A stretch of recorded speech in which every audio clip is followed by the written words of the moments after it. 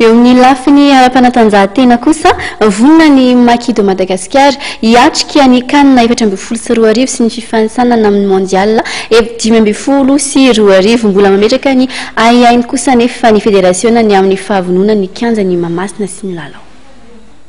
Vonona ny Maquis de Madagascar hiatrika ny fedinany tompontakany Afrika sy ny fanitsanana amin'ny mondial 2020 hoy Bertin Zout mpanazatra ny ekipa pirenena malagasy raha nitafa tamin'ny mpanao gazety izy io tolakandro io sady namoaka ny listre ireo mpilalao 420 hiary ny voninahitra Madagascar.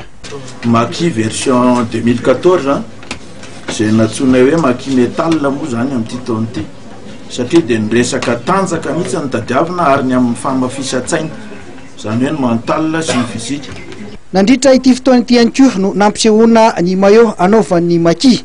Fantatra ihany koa fa nanome fanampiana ara-pitaovana mitetina €9,000 ny orinasa Oloflac avy any Frantsa ihany koa mitetina €4,000. Mbola manao antsova amin'ny fitondram-panjakana ihany zareo ohatra amin'ny fédération amin'izao fotoana izao mba tsy hisiany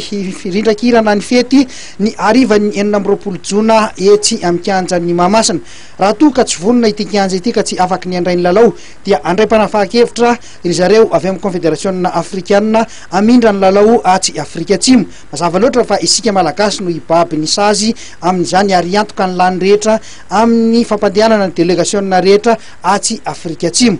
Ireto avy ireo mpilalao 20 miralahy nosafidian'ny mpanazatra ny Maquis de Madagascar amin'izany hiary ny voninahitra Madagascar izany. I Donald avy eo amin'ny Cuba, i Christian avy eo amin'ny akady fotsy, Dolph avy eo amin'ny Kosfa, Tolitra avy eo amin'ny 3FP, Claudio avy eo amin'ny akady fotsy, Toussaint avy eo amin'ny RC, Tina avy eo amin'ny RC, Gougou avy eo amin'ny Kosfa, Yadza avy eo amin'ny 3FP, Zaki avy eo amin'ny RC, Ery avy eo amin'ny Kosfa, José 3FP, Rija 3FP, Bien IRC, Rahery avy eo amin'ny Yosana akady fotsy, Alain 3FP, Penja avy eo amin'ny TFMA, Rapé 3FP, Ratatatou IRC, Zou avy eo amin'ny 3FP, Yasna Itupa, Coco avy eo amin'ny Tamma, Soulbe avy eo amin'ny Cheminot, Teka avy eo amin'ny Cheminot, Anthony avy eo amin'ny akady fotsy ary Sidonie avy eo amin'ny 3FP.